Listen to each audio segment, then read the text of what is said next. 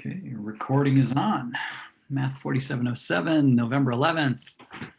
Hope we're all doing well. It's a fine day. And before we move on to our next topic, I want to wrap up our discussion that we had last time. So what we were talking about was this traveling salesperson problem in which you have a graph. Let's say it's these points here are the vertices in your graph. And you have distances or costs of travel between any pair of vertices, say between this one and this one, or this one and this one. You've assigned some cost. And you may as well assume there's one edge between every pair of vertices when you're doing traveling salesperson problem, but I haven't drawn in all the edges. But we have a cost associated to them.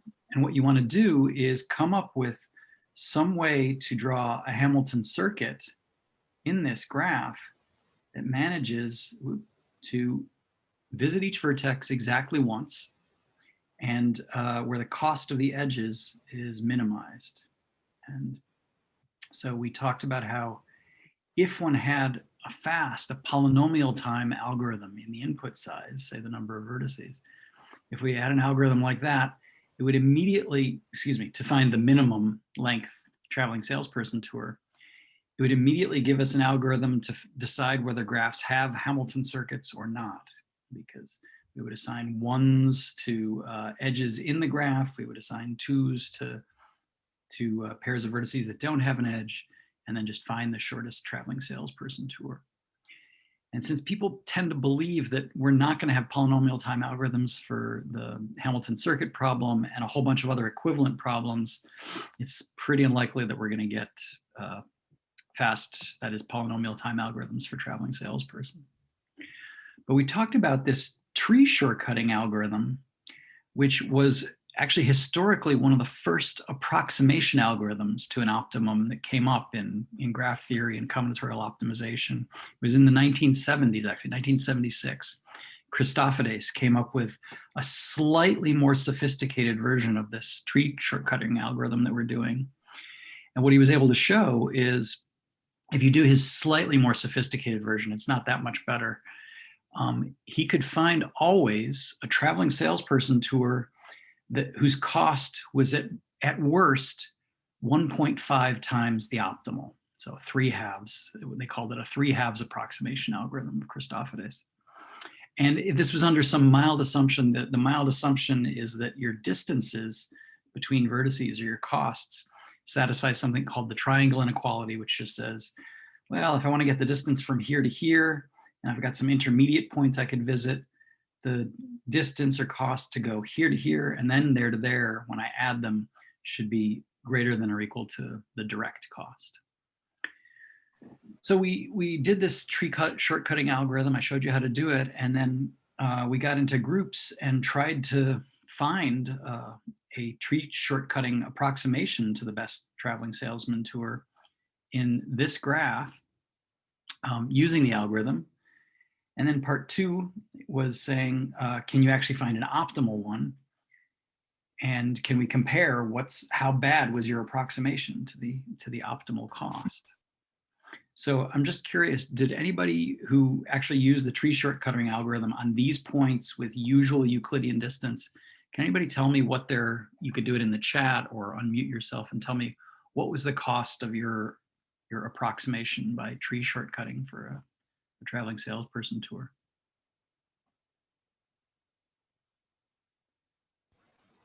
Was it 14 plus 2 or 5 that what people had? I do not remember. Was I there? Who were you talking to?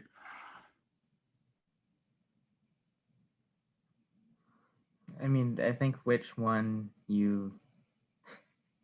like the distance you get depends on what your spanning tree is. Absolutely. It depends greatly on which is the initial spanning tree that you use before you do any shortcutting. So depending upon how it looks, yeah, you might get from that tree one.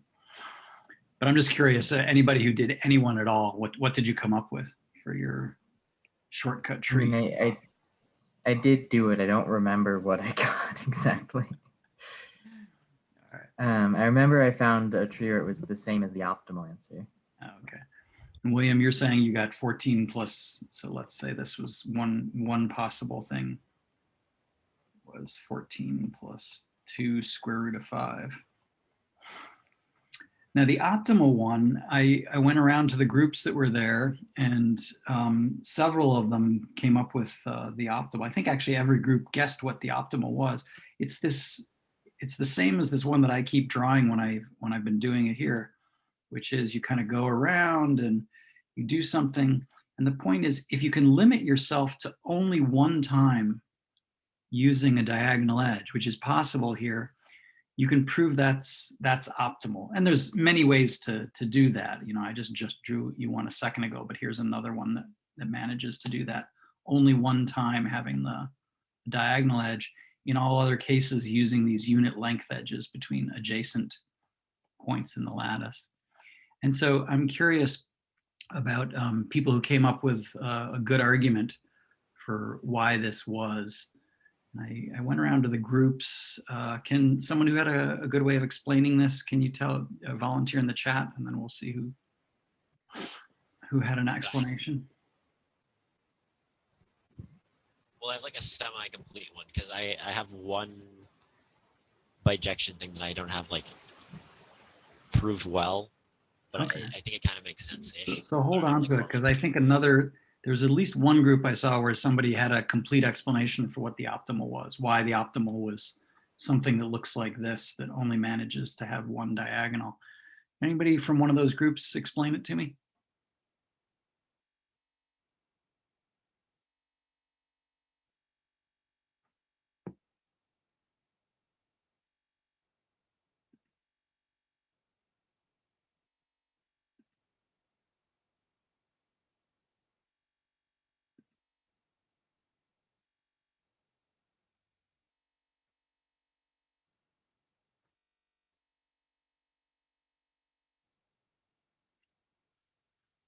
Well, it's conceivable that nobody from those groups is here today, although I don't quite remember who was there. All right, William, tell us what you got up to the part that you can't explain. Okay, so basically, you're trying to prove that having one diagonal is optimal and you can't have zero diagonals. So then I just thought about it a little bit, and I felt like this is probably some parity thing. And then it reminded me of that, like the one problem where you try to tile a chessboard with dominoes. And then I realized that any path that you have that has no diagonals, like that goes only along grid lines, you're able to tile it always with dominoes. See, that's the bit I need to show that bijection somehow, that you can biject between like a domino tiling and a path. I mean, I guess that, yeah. I haven't really put much thought into that bit, but I think it can be done. Yeah, I don't think you actually need to biject between the tilings and the paths, because as long as you show that if you had the circuit that went along vertical and horizontal edges, that you get such a tiling, that's already enough. Mm-hmm. Yeah, okay, so for any, yeah, okay. And then basically, then you can look at the number of points. You see that there's an odd number of points, so you can't lay a whole number of dominoes on this odd number of points, because it'd have to be an even number, because dominoes take up even space, or even area, whatever. Even number of squares, they take 2. And then because you can't do one of the tilings, you can't do any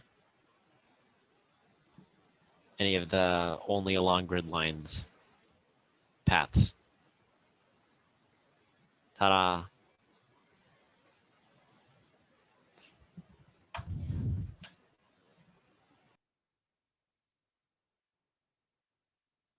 You're done there, I'm assuming? Okay. Sorry, I'm being. Oh yeah, okay. Yeah, that was about it. Okay. Yeah, so let's first of all understand that as you're saying, the optimals are the ones that, as we said, only manage to once have to do the diagonal thing, like right there. And the D of C optimal, therefore, is the length of one of those, and that has, out of its 15 steps, 14 of them are length 1, and then there's one of them that is of length square root of 2. So, whoops, so that's going to be 14 plus square root of 2. So that's what this guy is down here, this denominator. And now we really have no choice. We know there is some optimal, and it's really in this situation, that guy. Just to make sure we believe what you're saying, let me illustrate what we couldn't do because we had picked something that has an odd number of points total. So let me take this, put it over here, and yeah, let me take that out of there. So in this one, well, we had the D optimal. Let me also, you're missing a column of dots. No, I meant to be missing that one. That was intentional. Oh. I see. But I wanted to show you what we couldn't do in the other case. Let me just take this away. All right, let me copy that. So if we had a bunch of grid points that were arranged like this and there was an even number, like 3 times 12, then we could have had an optimal tour in which all the things were of length 1. But just to illustrate William's point about the parity, right? When you think about taking this tour and sort of walking around by these unit steps, whether they're north, east, southwest, it doesn't matter. You go from a point where the sum of the coordinates is either even, like in this case, the sum of the coordinates is 0, to a point where the sum of the coordinates is odd. And then back to even, back to odd, even, odd, even, odd, even, odd, even, odd, even. So it's only if it's an even number of steps that it's possible to start somewhere and return to the same place using these north, south, east, west unit steps by that parity argument. This is similar to what you're saying about the covering the checkerboard, you know, with the dominoes. Here, it's just impossible because you would be taking 15 steps, and so you just can't do it. And this is the next best that you can do. So, okay, so I just want to make sure for the people who had thought about this that they understood how you would argue that carefully. Any questions before we move on? Oh, I should say one more thing about these approximation algorithms. So roughly speaking, the one that we've seen, or a little bit better than it, that does a 3/2 approximation, right? This, you can see, was much less than a ratio of 2. This was closer to a ratio of 1. I was looking it up on Wikipedia. If you read the Wikipedia page on traveling salesperson problem, you'll find all sorts of stuff about approximation algorithms, and when you make some further assumptions about the distances between points, like if you assume the triangle inequality and that they're symmetric, there's a 4/3 approximation algorithm. And people have improved these approximation algorithms over the years. So they're constantly trying to do better because there are applications really where the traveling salesperson comes up. So you can read a lot about the latest in the traveling salesperson algorithms. Okay, any other questions before we move on to our next topic, which is chapter 10?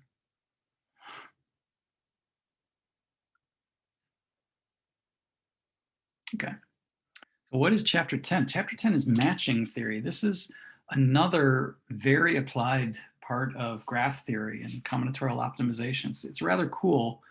It's highly successful because this is one of these situations where we will have good algorithms that find us the optimum. They actually get used for applications in real life. They are fast, but they're not completely obvious. They're unlike the Kruskal greedy, you know, finding the minimum cost spanning tree algorithm. They're slightly more subtle, but the theory has been developed since like the 1920s, 1930s, and we know a lot about it. So let me explain what are matchings in graphs. What is matching theory? So first of all, what's definition of matching in a graph? So matching M in the graph G, usual story. And here, having multiple edges is really not going to help me, and loops are going to become irrelevant. So this really is mostly a theory about simple graphs. No loops, no multiple edges, but let's not worry about it. It's not important to talk about that restriction. So it's a subset of the edges that share no vertices. No two of the edges are incident at a vertex.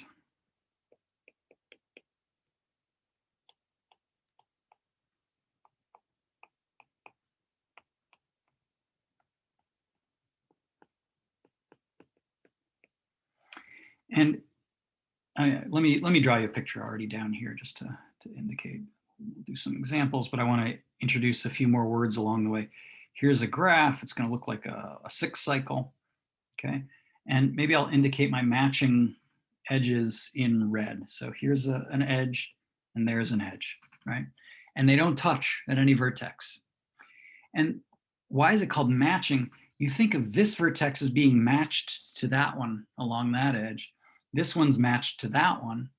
And these two are matched to nobody. They're unmatched with respect to this matching M. So M is the matching here. All right, so let me continue with the terminology. Matching is a subset of edges that share no vertices. It's called maximal or maximum sized.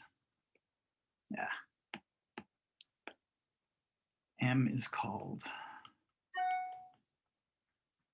maximum, or let me put in parenthesis, maximum sized, if there isn't a greater number of edges that you can choose out of the graph such that it's a matching. If there does not exist, let me write it that way, a matching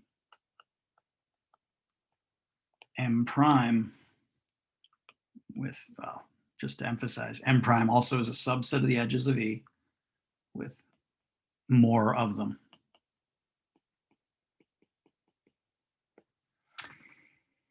And it's called a perfect matching if, in fact, it pairs off all of the vertices. So the number of edges in the matching is the number of vertices divided by 2. It's called a perfect matching.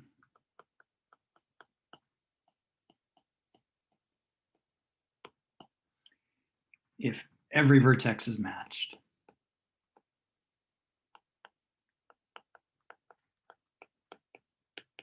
It's matched in M.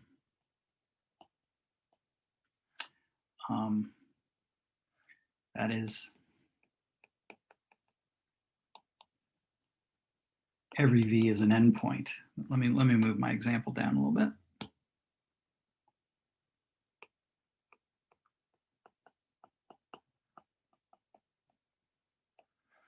Of some E in M. And notice this requires that the size of M is the size of the number of vertices divided by 2. So you're going to have an even number of vertices. Okay, so let's continue our example. Let me take this same example graph. And in that edge that's missing, let's do a graph that doesn't have an even number of vertices. So this M, this first red one that I do, is a matching, and it's not maximum, and it's not perfect.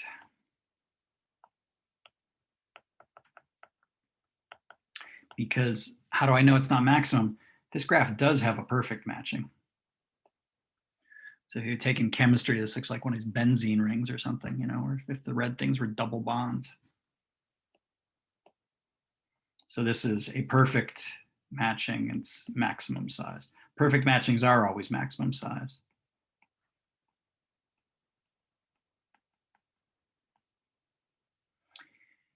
And in this graph over here, that's got an odd number of vertices, there is no hope that I'm going to be able to, oh yeah, William, you're asking about the state. Yeah, we'll get to that later, but hold on a bit.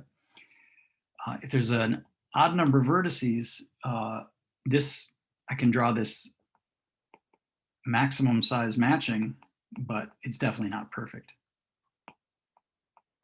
because there are no perfect matches.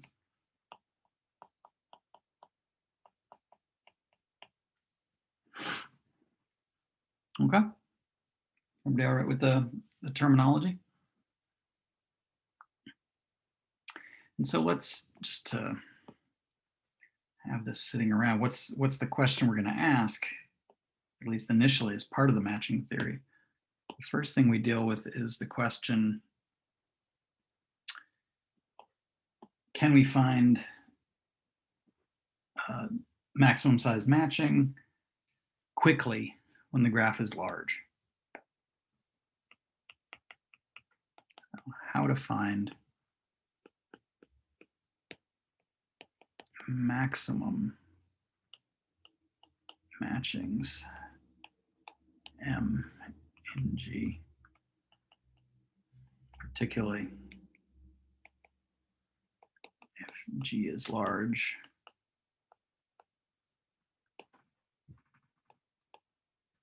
And I guess I should say how to find quickly these maximum matchings. And so the answer, so to speak, is, yeah, we have good algorithms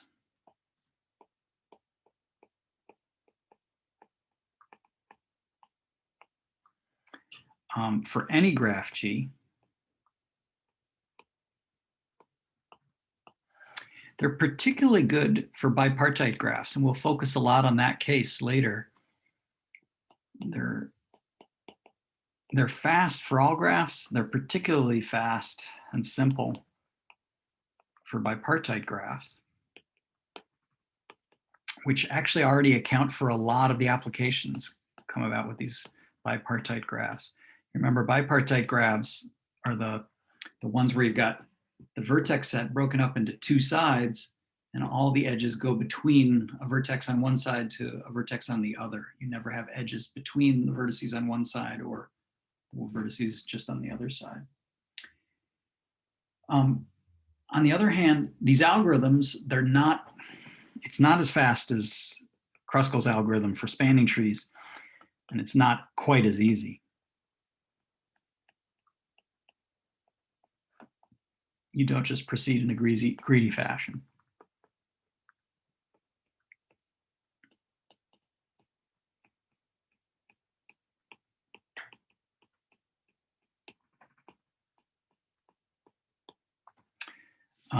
Just to point out how you can go wrong if you start with, say, just a path graph like this.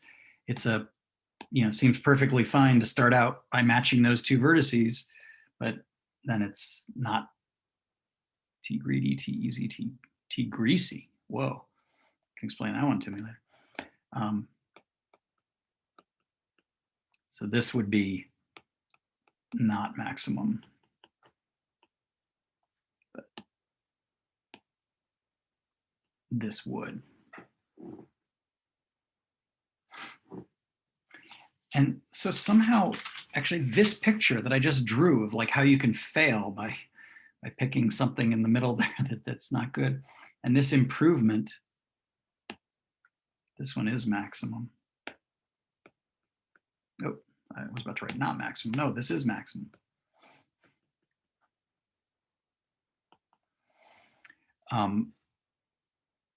Going from there to there is actually the essence for the algorithms that improve matchings. So this local improvement somehow is the key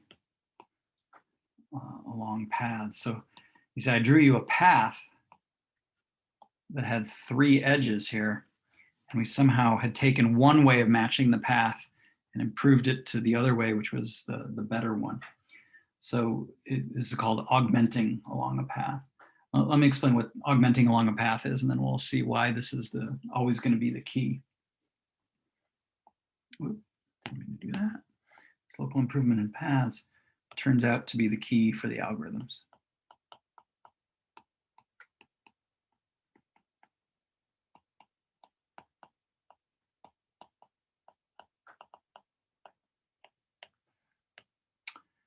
Okay, so definition. If I'm given a matching already, you can explain that one to me later too. If M is a matching in our graph, then an M augmenting path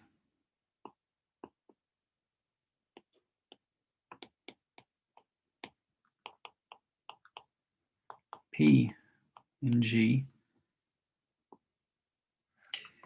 is a path like this. Okay, so I'm going to straighten it out, but it might look, depending upon how your graph is pictured or represented somewhere in a computer or something, it may not look like some straight segment, but okay, I'm drawing a path.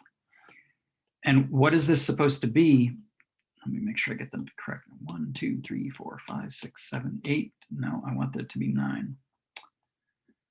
Okay, so it's going to have an odd number of vertices. These are all vertices, V1, V2, V3, Vm minus 2, Vm minus 1, Vm. M is going to be odd. But you're going to see the fact that M is odd is going to be forced by what else I do here. What I want is that V1 is not matched. So V1 is not touching any of the matching edges in M. But V2 and V3 are matched. V4 and V5 are matched. We continue like that. V4, V5, V6 and V7, and so on. Until, wait, do I really want? M is even. Excuse me. M is going to be, I said exactly the wrong thing. Let me not even worry about it. I'm not going to worry about what the parity of M is. But the point is, I want all the edges, the black edges are all edges in your graph.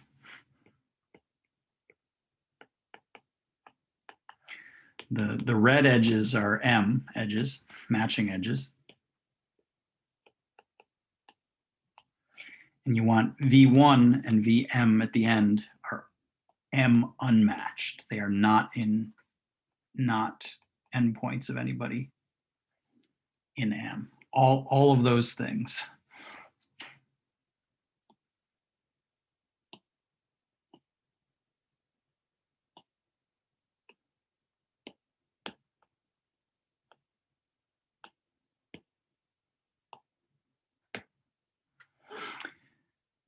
Okay.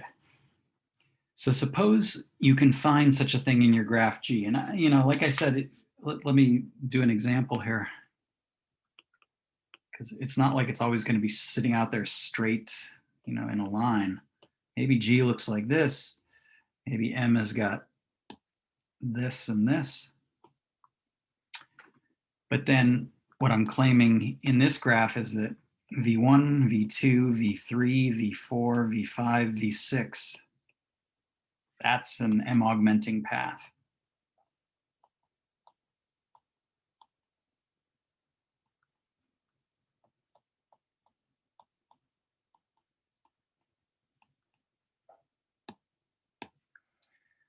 So it's got V2, V3, and it's got V4, V5, and the V1 and the V6 are not in the matching. So what's the point about an M augmenting path is that you can augment M along it. You can replace M by M prime, in which you exactly make the opposite edges, the ones that are in the matching M prime. The ones that weren't in M, we're going to make the matches in it, the edges in M prime. And whatever else is in the graph, you just don't even touch it. It might have some other matching edges around. You don't affect those. So given if such an M augmenting path exists,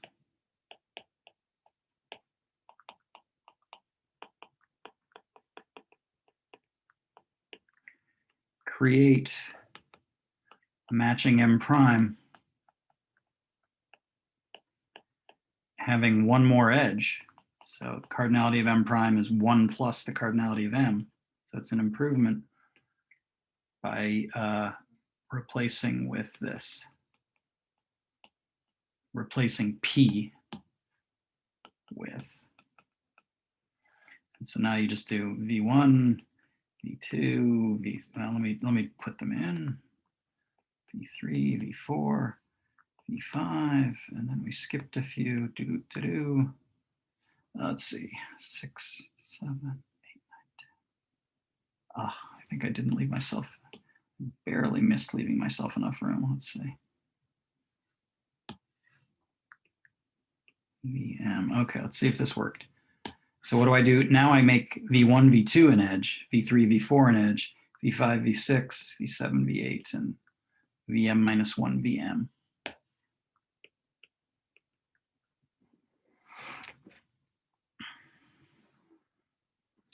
All right, let me make this a little bit easier to read here.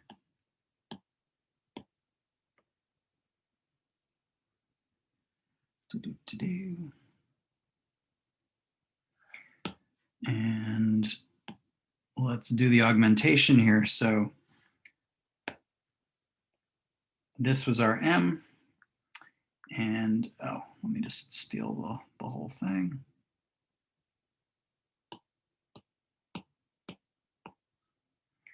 And now let me take out the M. I'm going to augment along the path P that we were talking about. So I take out that thing that was the M edges in P, and I replace them with the first, the third, and the fifth edge that are in P.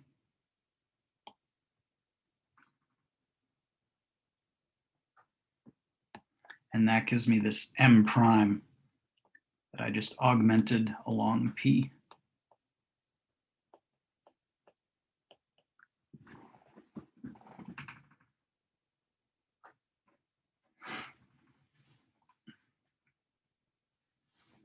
Everybody see what happened there? We took 2 edges and we replaced them with 3 edges. So we got more edges in our matching.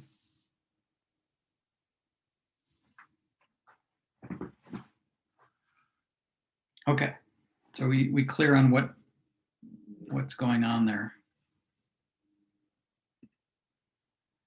So here's the surprising thing, is this is always the obstruction, or this is what keeps you from being a maximum size matching. The only way you can fail to be a maximum size matching is if there's some path that you could augment along and improve. And so the algorithms turn out to be the algorithms that find the M augmenting paths and keep increasing the number of edges in the matching until you're maximum sized. A little bit surprising. Okay, so let's state that, and we're going to prove it. Oop.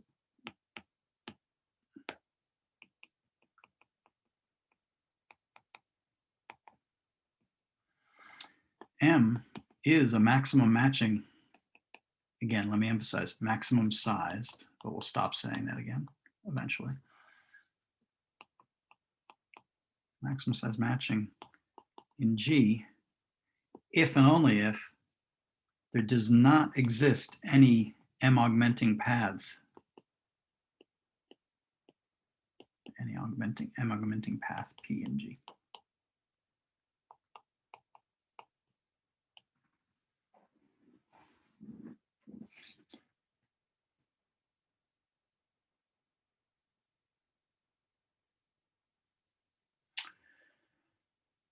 Okay, so let's think about why would this be so?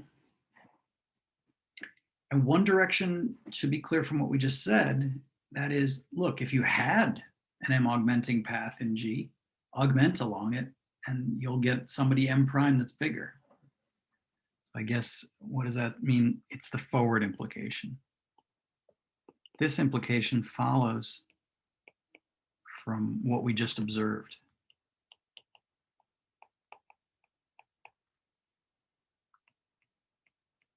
If such a P existed, you could use it to augment M, and obviously it wasn't maximum size then.